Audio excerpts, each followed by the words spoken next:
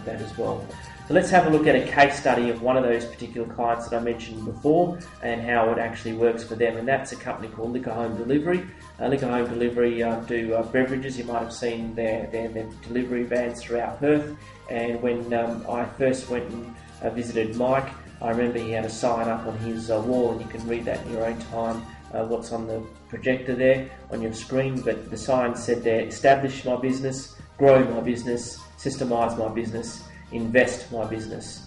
So he said to me that he'd established the business and he'd grown it quite substantially, but he didn't know how to systemize it, and he said to me, well, I don't even know what it means, and I don't know where to start with systemizing the business. I've tried to write certain job manuals up, but what does it actually mean? So let's have a look now at what the word systems actually means.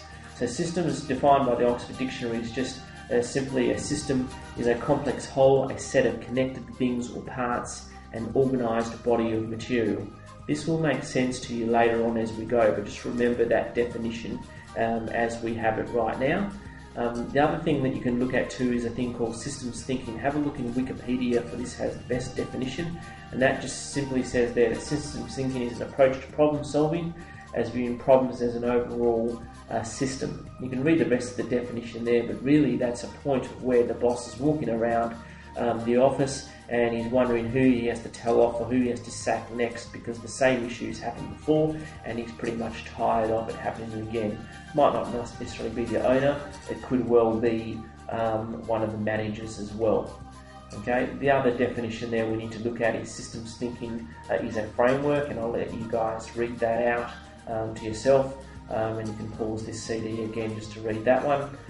A business process is a collection of related structured activities or tasks that produce a specific service or product for a particular customer or service. Okay, so you have multiple different processes within your organisation.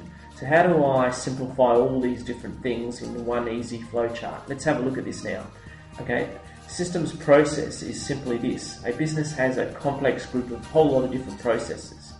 And to simplify that even further, we could say a process really is the ability to start something, to do something, and to stop something.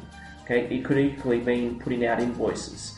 You start the invoice, you check it, then you go through the doing part of generating, and you stop it by mailing it out. But your business has multiple different processes like that. And if you have a process, then you can actually put this into a system. Okay, and what I mean by a system is that a system is, in a business, is a recorded, duplicated process that is integrated and meets the company standards with what they want to achieve. So in looking at that and explaining that, I'll explain this a bit more detail later on, but who really needs to do systems?